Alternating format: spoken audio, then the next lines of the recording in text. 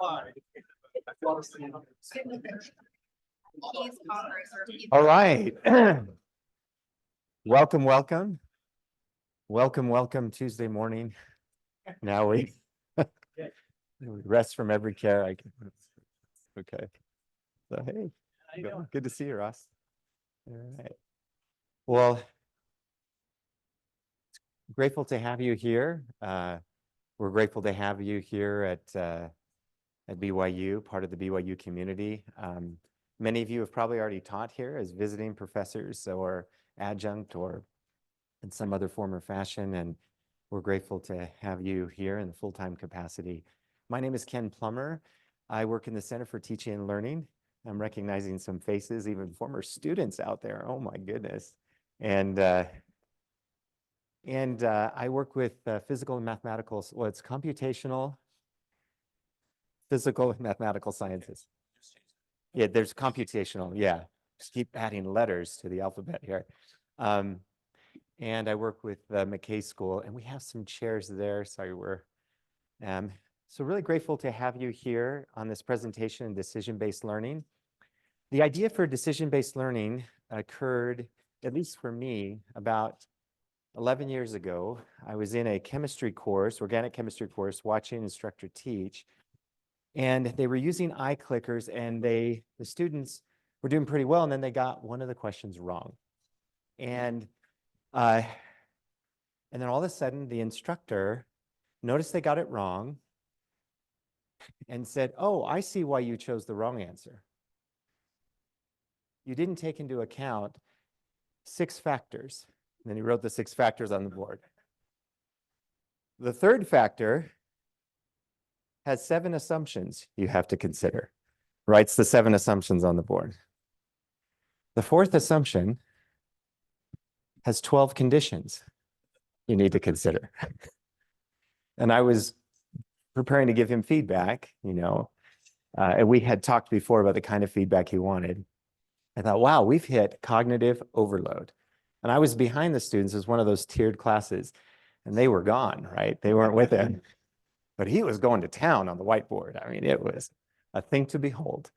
And I remember thinking, okay, we got to work on the cognitive overload, little kind of scaffold this instruction a little bit better. And I remember looking at him, and it hit me. He has that all modeled in his head. The interrelationship between conditions, factors, assumptions.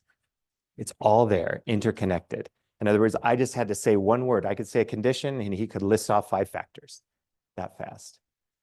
And I remember thinking, this type of knowledge, interconnected knowledge, when you're in a problem space, where is that taught?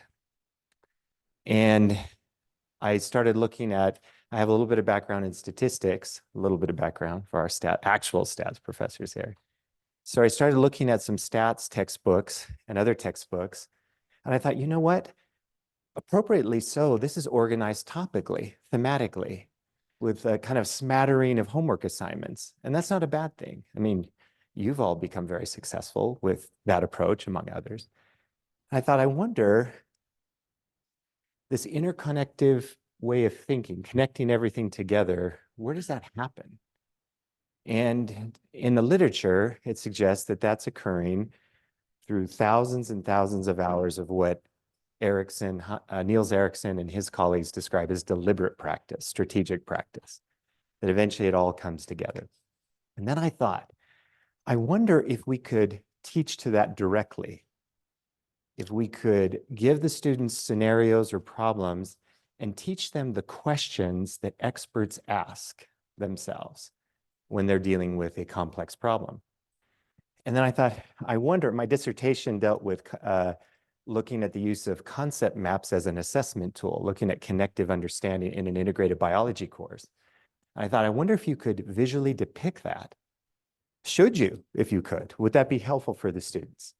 And so for me, that's when the idea of decision-based learning began. And then I needed a lot of help from a lot of colleagues to eventually come up with what we call the DBL pedagogy, decision-based learning pedagogy.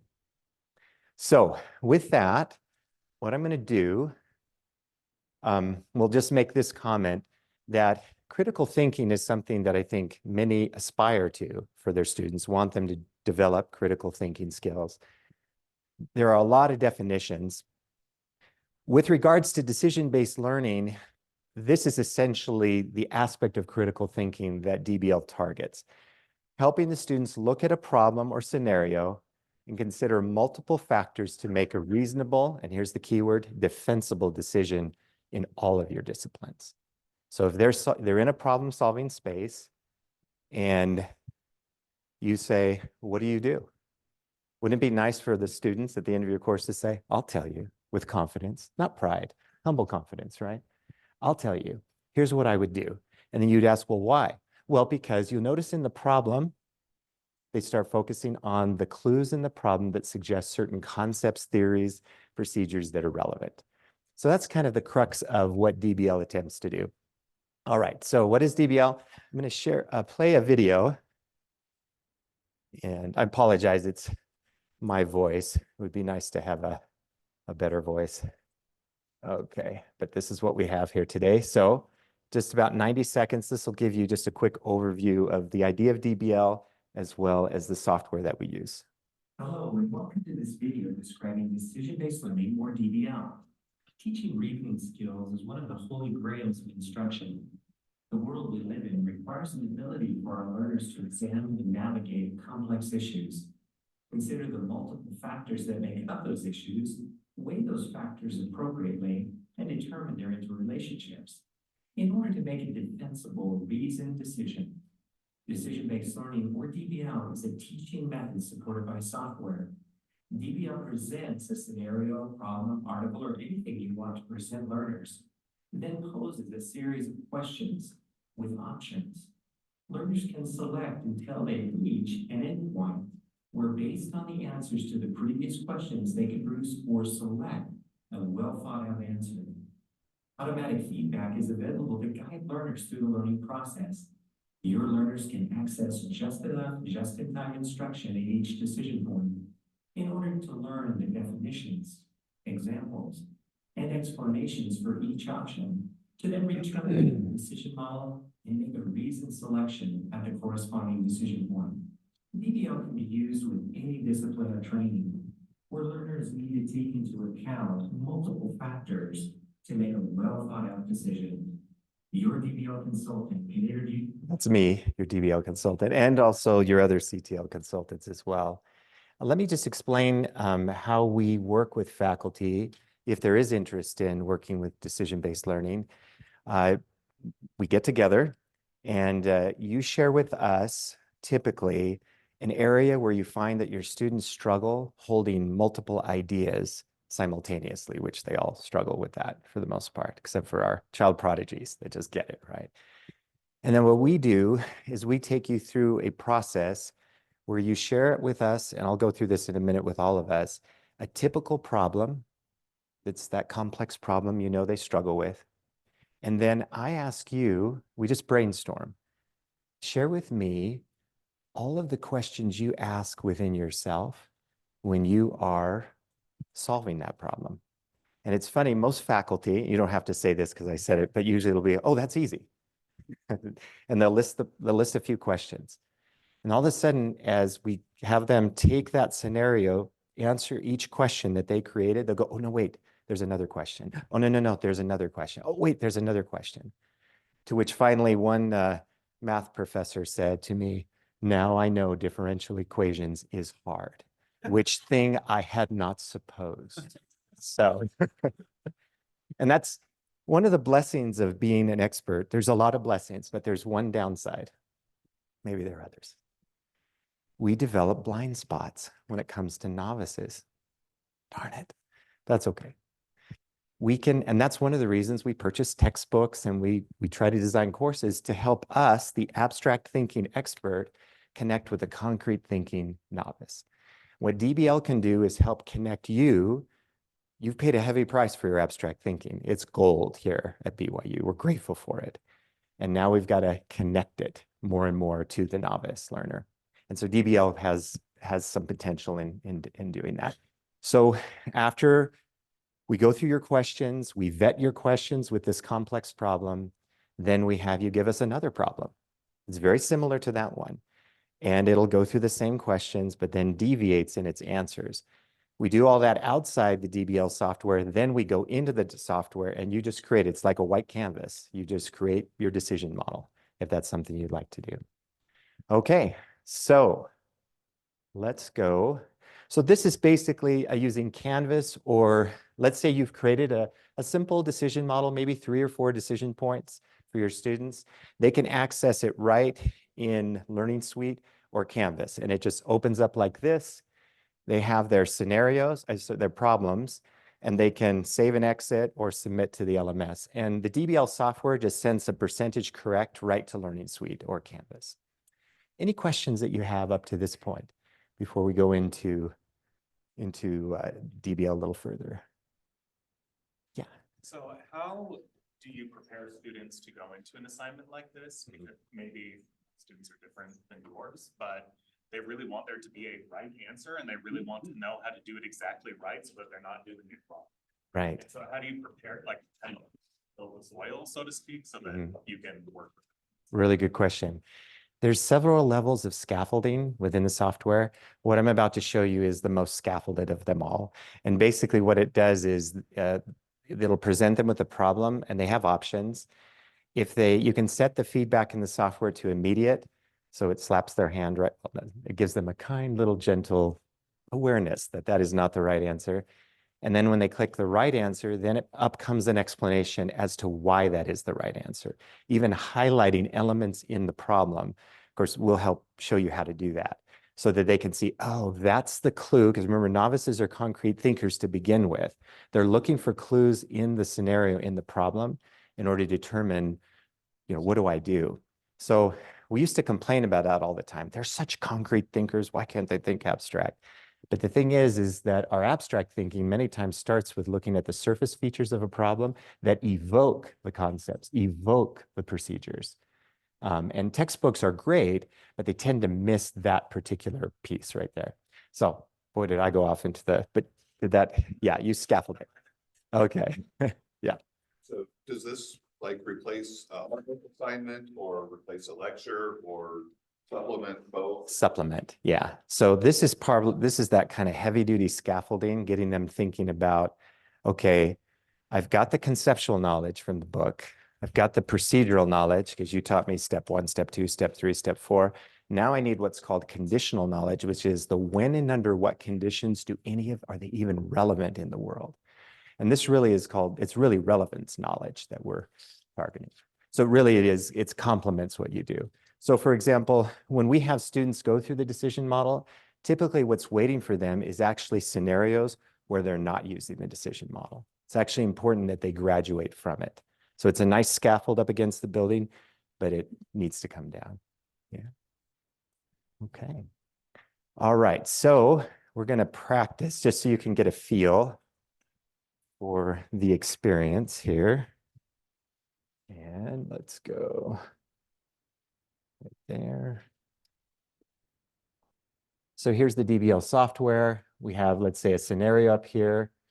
This is a very basic kind of statistics experience. So how many groups are in this research question? That just that could be a question that you as an expert ask when you're tackling a problem like this.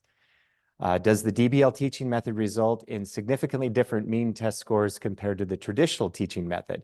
So how many groups are there in this research question? You may be able to answer right away, or you can click on how do I decide? And we help guide you in terms of creating these. Sometimes we've had faculty get department funds, which seem to be very available. Maybe I shouldn't have said that out loud across most departments. You're thinking, not my department, it's not that way. But where you set the parameters and the specifications, and a former student actually comes in and puts all of this together for you. That's typically how we've worked, because your time is fairly limited especially as new faculty with all that you're working on. So the students will go through and go, okay, what does one group look like? What is 2 groups? What is 3 groups? And we try to give them what we call just enough, just-in-time instruction. Just enough to make that decision. And we learned through painful experience when we first taught this, we actually had 400 slides, 300 to 400 slides at each decision point. And you think, wow, as instructional designers, that should have been obvious. We got too excited about what we had. But the students, of course, wouldn't look at those 400 slides. They maybe go 2 or 3 in. So that's when this idea of just enough, just in time instruction came about. So then they look at the problem again, looking for clues.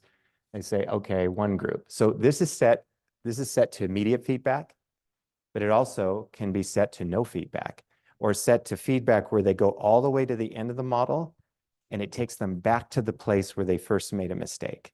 And then they keep working on it until they master. And actually, we encourage them to don't worry about making mistakes. That's actually where they learn the most, obviously, when they recover from mistake making. So we go through. You can have answers ready for them to go. And then they go to the next question. What is the dependent variable in this research question? They're thinking, what's a dependent variable? And then we explain, and always have examples in our explanation. Once again, giving them concrete scenarios that connect to the abstract concepts. And then what's the dependent variable? I'll go, okay, test scores. What stats methods should be used? And you'll notice they're learning the concepts as they're solving the problem. And this doesn't replace a textbook learning, but the idea is that it can complement it. As they're learning the textbook, then they can begin to see these concepts in action in real time. And then I'll pick independent t-test. I get that warm feeling inside. Then I come over here and I go to the next question, and then the next question. And what happens is that the students, as they're taking more and more scenarios through the model, their knowledge, their abilities start to become automated. And you can stop them anytime and say, stop right there. Explain why that's an independent sample t-test. Give me a reason why you chose that dependent variable. And in class, that can be a very interactive experience. So this can be used as part of a lecture or a PowerPoint presentation. Also, you and the students can see how you're doing with a heat map so that you can go in and look at any student's performance, or you can look at your entire course and see how they've performed at each decision point. So here I can look at, so wow, 60% correct when they've come through here. This person has taken 33 scenarios through. When it was one group, they got it right 57%. When the right answer was 2, 60, and they've only done 1. And the students can actually practice. You can use these as flashcards. So they can look and determine, where am I weak and where can I actually improve? Now, I imagine some of you might be thinking, wow, this is a lot of development. But we encourage, if you decide to go the DBL route, we take as simple of approach as we can. We focus on having you create a very simple decision model that you can get in front of your students, take it for a test drive, and then just see what you think. The software is free for BYU because it was invented and patented here at BYU. So we're the only university that has that blessing there. So let's see. Any other questions up to this point before I take you through? I'm going to take you through a thought experiment of what it would look like to break down a scenario, a problem, or anything in your course. You represent many disciplines, so I'm sure there's discipline-related questions, Becca. I'm just wondering, is there a way to work this in where there isn't necessarily a right answer at one of these kind of juncture points where you could, I mean, this might be more difficult to kind of build out than saying, like, for instance, like thinking about what I teach, like there's some things where like different analytical frameworks will take you down different paths. There's not necessarily a right or a wrong there. Yeah. But I would be interested in my students like exploring what it would look like if I went down this analytical path versus this analytical. Very good question. Very good question. In fact, that does lead us to another slide here that I think will be helpful. And it's right. I think this is the important note. Let's find out if it is. That's black over there in white. Got to work on my backgrounds. DBL is good at teaching students black and white scenarios that have a correct answer. Once students master the black and white scenarios, they're then in a prime position to master the gray areas outside the DBL model. So one thing we're noticing, and this actually happened in a religion course where they subjected, well, like 50 different statements that are supposedly statements of truth or rumor or something like that in the church. And the students have to subject that statement to multiple questions, like to determine, is this official church doctrine? Okay. And they go through all of those. The professor decided wisely not to put heavy controversial scenarios in there, because what he wanted them to do is experience the more clear black and white answers, so that when they come with him in class or whoever, they can then say, okay, now now that you guys know the boundaries, I'm going to throw some zingers at you. And we find that the DBL students that have become familiar with the boundaries of the problem space, which are correct answers, are much better prepared to handle the gray areas. Otherwise, if you'll notice, if you throw the gray areas at them, I remember, do you have any chemistry professors here? Very good. Okay. You would never do what I'm about to say, but I did see this. It was a great professor, by the way. He went up and it was a long equation. It was going on and on and on. And I was looking at the class and they were just, glazing over it. This was great. He turned to him and he said, did you see that? Did you see that? And there's 25 other ways you could do that, like that. And you could see, because they hadn't really mastered, I think, the boundaries of the problem solving space. It just looked like alchemy. It looked magical. And I know, because I'll talk to students who go, yeah, my professor's just magic. And I'm just thinking, well, they paid an awful price to get the knowledge that they have. But actually, there are boundaries. And so that's what we encourage. If it's very complex, use DBL to establish the black and white boundaries. Then when you're in class and they're working in groups, it's not just pulled ignorance in those groups. They actually can talk about it a little bit more. I don't know if that was helpful, Becca. Okay, great question. Okay. So creating a DBL activity. Yes. Sorry, question on that Yeah. then. How do you organize that in your class? So you at some point you gotta kind of download the knowledge to their brain, right? And so that they have this framework, but then class, I agree, is a better time to discuss through the barrier areas. So you're spending some class periods in the information and then the other ones talking about it, or are you asking them to do? Yeah, there's a lot of combinations. There's prep work where we talk about, the ticket to come to class is, you can level with them. When you get to class, we're going to target the gray areas. And let me show you what that's like when you're sitting in a group and you haven't mastered the black and white. And I try to model for them the confused look and how I'm not able to really participate. That doesn't help in all cases, but I try to let them know this is our sequence. You got to prep, because in class, I will give some explanation, but then when you get in your groups, if you've practiced in the DBL, you're going to be better prepared for those groups. And then there's reinforcement activities afterwards. But what I just shared with you is one of many ways. And so we can talk to you about individual situations and how to do it, but I just gave you a very generic kind of answer. But what your question suggests is something that we do have to be thinking about sequence always. And sometimes I'll have them do the DBL before class. Sometimes I'll have them do it in class. And it'll be something like, is this question, it'll be up on the board, is this a descriptive or inferential question? Put a 1 up if you think it's inferential, a 2 if it's descriptive, 3, you're unsure but curious, 4, unsure, not really curious. Okay. And then I have everybody put their heads down. So it's like second, primary grades. Sorry. And then the hands go up. I look for those that, David, I'll have you put a 1 up if you could, just pretend. Okay. Like that. And I'll go, I know he's got it right. To not embarrass the students, I call on the students that got it right.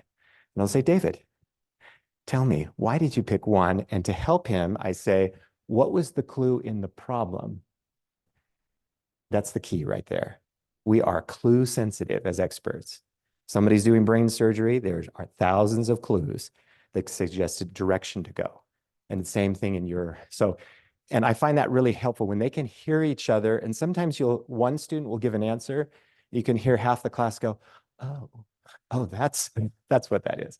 So it can be very interactive, but I teach DBL classes where we don't do that at all. It's just prep. For some, it's reinforcement afterwards. So any combination can come together, but we take that on a kind of case-by-case basis. So what department are you with?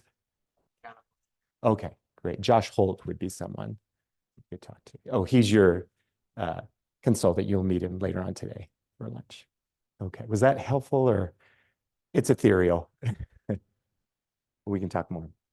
So there it is if you'd like to get access to the training, or you can just contact us at CTL and we will get you access.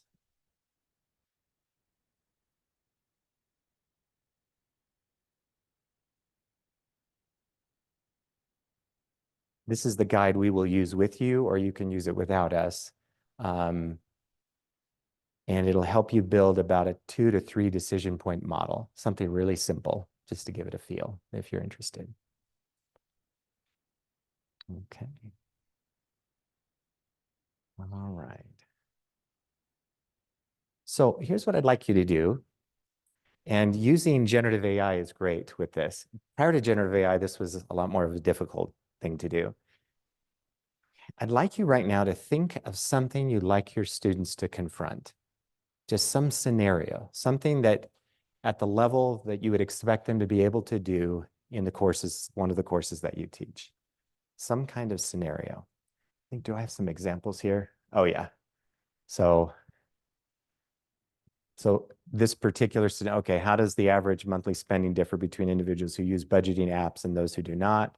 Here's one from physics. You're driving along the highway and there's a gust of wind from the left that pushes sideways on the car. Some of us might have felt that today. Nursing, a patient's arterial blood gas results reveal a partial pressure of blah, blah, blah, blah, blah. Any nursing? Okay, I'll add another blah then there. Your company noticed a sudden increase in customer complaints about receiving targeted ads for unrelated products. Investigation reveals a third-party analytic firm had access to your customer data. So that's step one. Maybe just take a moment and think of some scenario, or maybe just describe it. What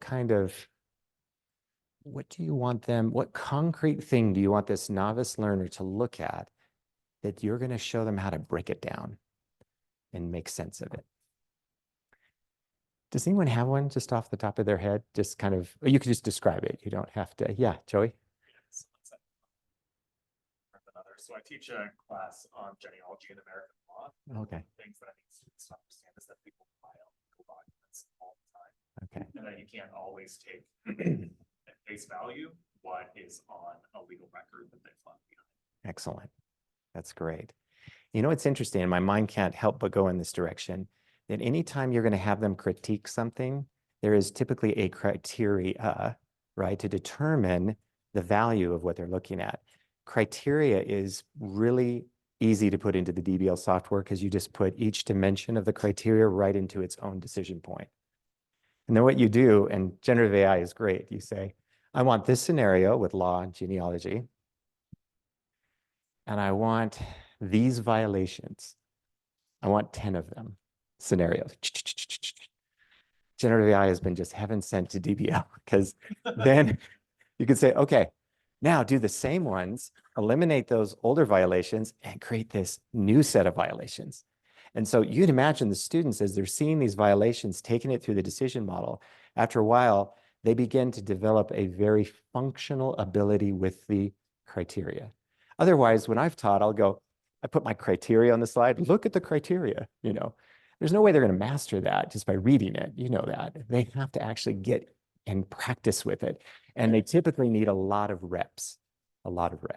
In fact, we use that language in some of our courses, and students will go, I'll ask a question. He goes, Dr. Plummer, I have not done enough reps. I'll get back to you on that. That's better than just saying, I don't have a clue. It's, I haven't put in the time. I haven't done the practice, but once I do, I know I'll get there. And that kind of confidence is what we're trying to imbue in our students. Anyone else have an example of a scenario or problem? Just kind of a general description. Becca, do you have something in mind? If you don't, that's okay. Sure. One of the things that my students have to figure out is identifying what a civil war is, which is harder than Oh. harder than it sounds. Sure. there's a lot of gray area there, but there are criteria that you can kind of walk through to determine the extent to which this is a civil war. That's great. We used to create really massive models, and I think Lindsay and Maddie remember this. They were in a DBL course. That model was kind of long, if you remember. After a while, I think it got easier over time. You guys mastered it. But now we really encourage the mini model, just kind of strategically placing a little model here, a little model there. And we're finding a little more traction with that approach. So great. Okay, so once you have a scenario, then you determine what you want your learners to do with this scenario. DBL is not good with rote memory learning outcomes. Students will understand, know. You have to define it much more clearly than that. And so words like analyze, when you're just trying to break down, what is this thing I'm looking at? What is it? Evaluate, determine the value, solving, interpreting, changing from one form to another. So some of our stat classes, you get output from R, and then you have to have the students are asked to interpret it to another, to a normal human being. I'm sorry. Okay. To someone who, oh, do you? Okay, that's good, Greg. Okay.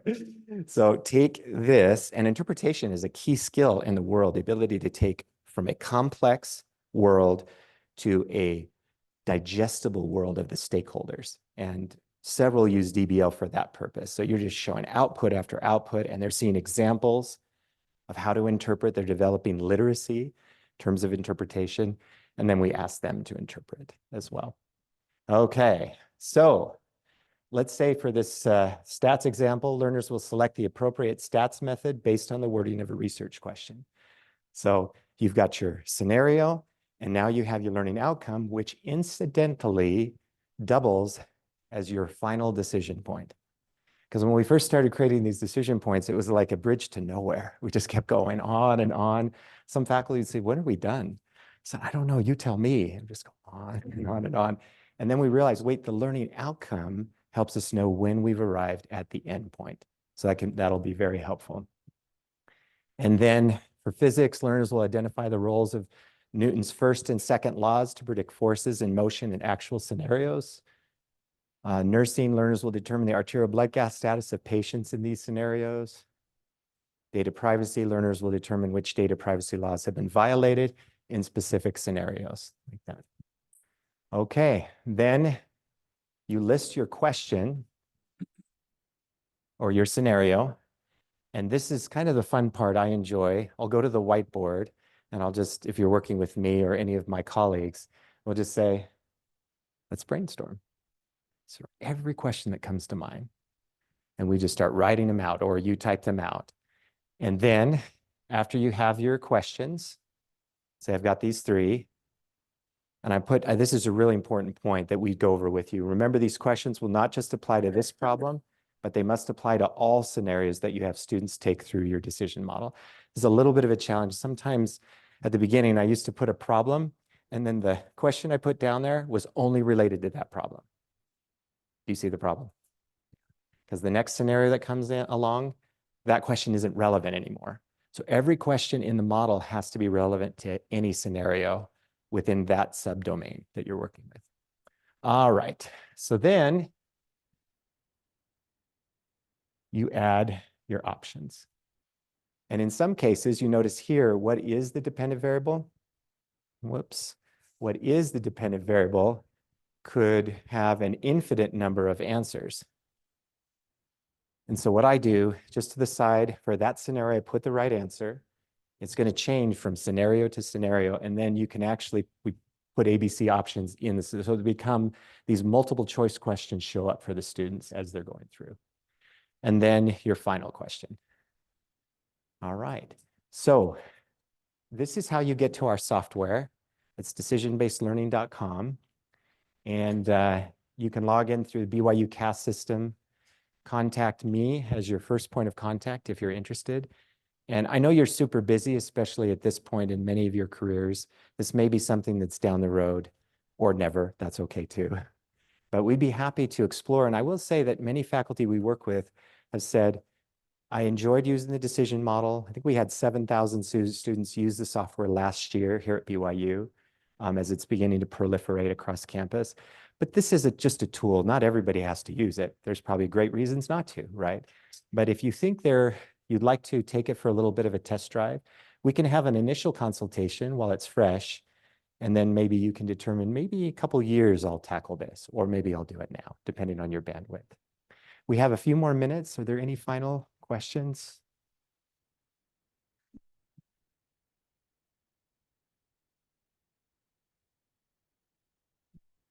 This improves grades, like before and after grades.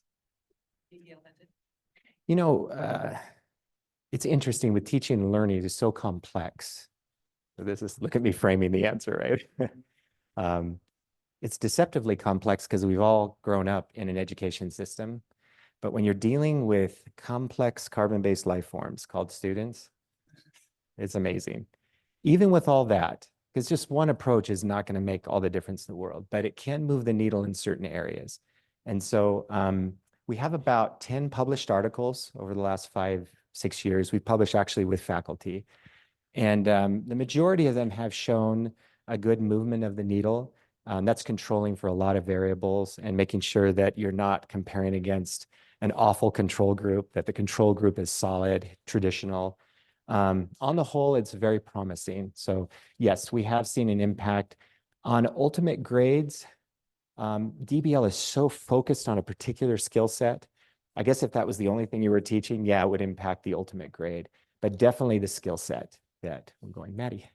Took one of these DBL classes, and it was the first time I think I actually understood stats. I don't thought it ever before, but breaking it down to these questions really helped. And then like 6 years later, when I was taking my licensure exam, I remembered things from that class that actually helped me pass. I think helped me pass. We don't tell you why you passed or not. It was the first time I ever understood what was going on. That's great. Could you say that again? I'm just gonna. Maddie and Lindsay were great to have in the class. I think what's great, I'll just finish up here, is that as you know, the greatest thing is to watch your students come out of these courses with a sense of self that they can do things with the help of the Lord. And all we're doing here is trying to make the pathway bright so that they can do it.